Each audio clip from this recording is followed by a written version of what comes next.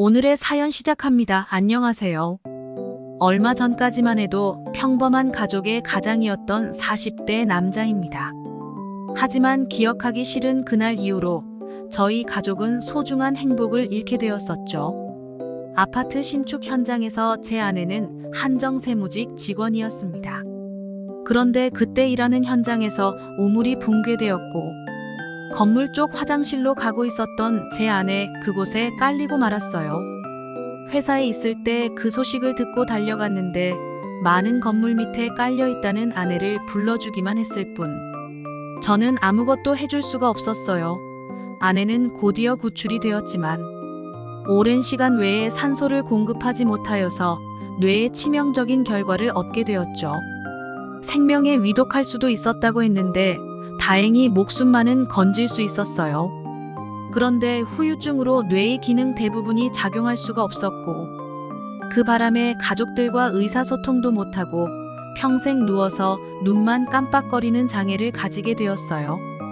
아내의 사고 이후로 근처에서 혼자 살고 계신 장모님은 하나뿐이 없는 딸은 장모님도 한순간을 다른 사람이 되어버린 딸을 보고 수많은 눈물을 삼키셨습니다.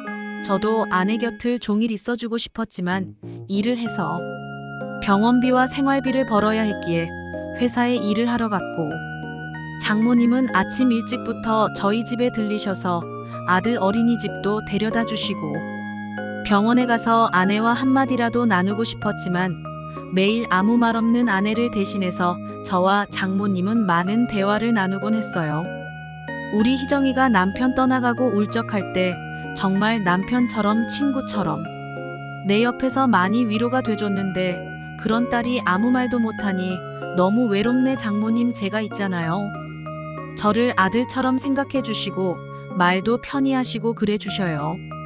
아이고 이서방 그렇게 말해줘서 고마워. 저는 아픈 아내로 인해 간병해 주신 장모님을 위해 시간이 날 때면 같이 마실도 가드리고 드라이브도 하며 장모님과 함께 시간을 보냈어요. 매일 뵙다 보니 사람 사이에 정이라는 것이 깊어지나 봅니다. 어느 순간부터는 서로의 얼굴을 보면 웃음꽃이 피어나고 있더라고요. 그렇게 얼마나 지났을까요? 담당 의사 선생님은 보호자의 동의하에 아내를 퇴원시키고 집에서 보살펴도 된다고 하신다고요.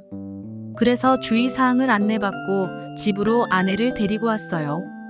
아내가 정상인이 된 것도 아닌데 집으로 데려갈 수 있다니 기뻤습니다. 아내는 처음 구출했을 때보다 더 괜찮아졌는데 그래도 여전히 말은 할 수 없더라고요. 그래도 감사하게 생각했습니다. 시간이 흐르면 아내가 벌떡 일어날 수도 있지 않을까 하는 지푸라기라도 잡는 심정으로 희망을 가졌어요. 그렇지만 몇 달이 지나도 아내는 똑같이 누워만 있었고 저는 점점 희망을 잃어갔어요. 저를 위해 장모님은 힘내라고 어깨도 툭툭 쳐주시고 매일같이 들리셔서 제가 좋아하는 음식을 한껏 차려주고 집도 청소해 주시고 하셨어요.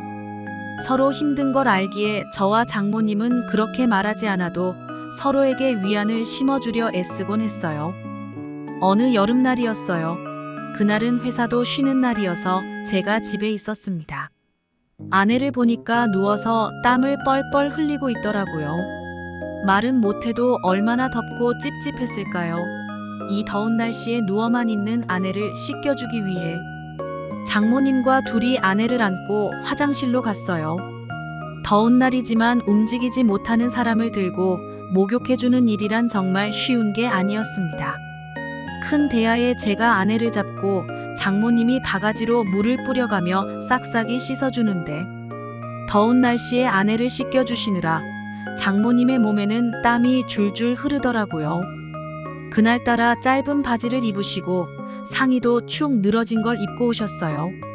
그렇게 쪼그려서 분주하게 아내를 씻겨주시는데 자꾸 눈길이 장모님에게만 쏠리더라고요.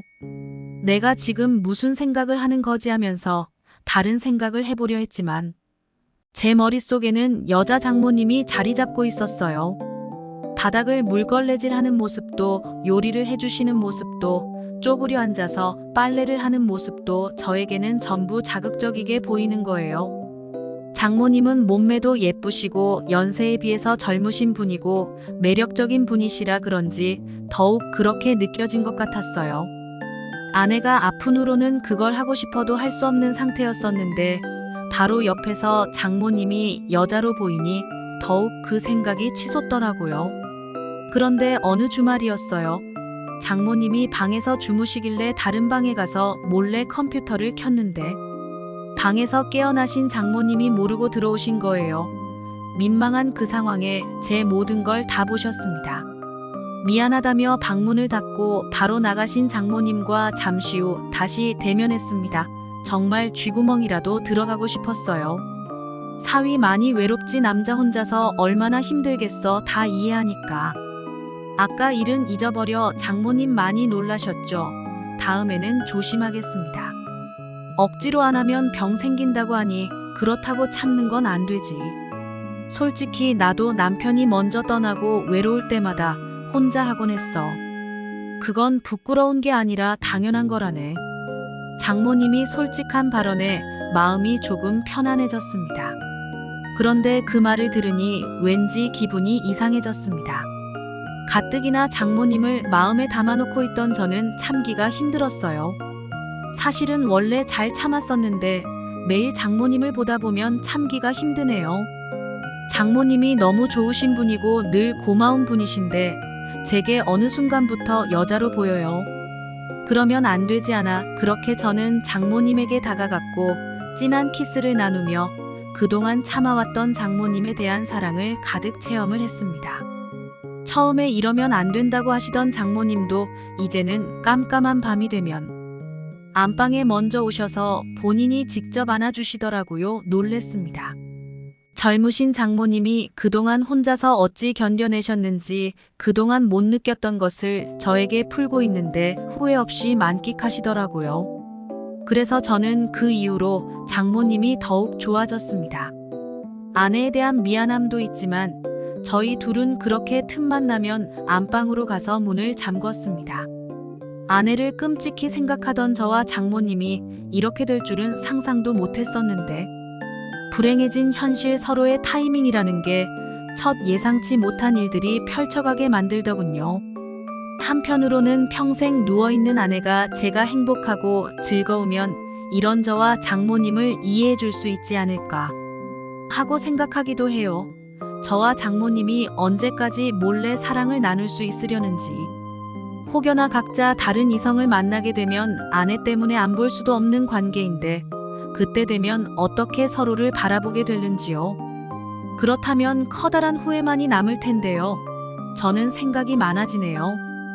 그치만 지금이 너무 행복하기에 장모님과 나누는 사랑 아무 생각 없이 만끽하고만 싶은 욕심이 나네요. 오늘의 사연 재미있게 보셨다면 구독, 좋아요로 응원해주세요.